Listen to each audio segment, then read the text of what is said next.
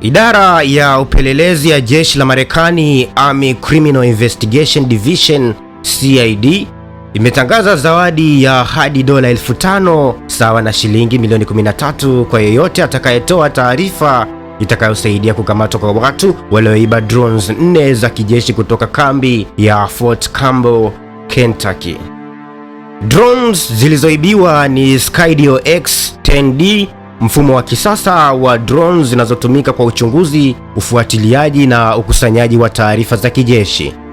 Drone hizo zilikuwa ziko asubuhi ya Novemba 21 mwaka 2025 katika jengo moja la kambi hiyo kabla ya watu wasiojulikana kuingia kiolela kati ya Novemba 21 na 24, 2025 na kuziiba. Jeshi la Marekani limesema kuwa drones hizo hazina tishio kwa umma, kwani hazikuwa na silaha kali bali zilikuwa na kamera na vifaa vya uchunguzi tu.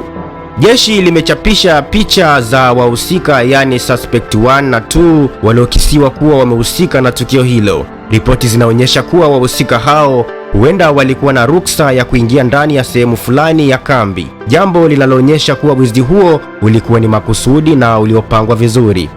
Hadi sasa majina ya wahusika hayajafunuliwa na uchunguzi unaendelea ili kubaini kama bado wanashikilia drones hizo au kama zimeondolewa kutoka kambi ya Fort Campbell.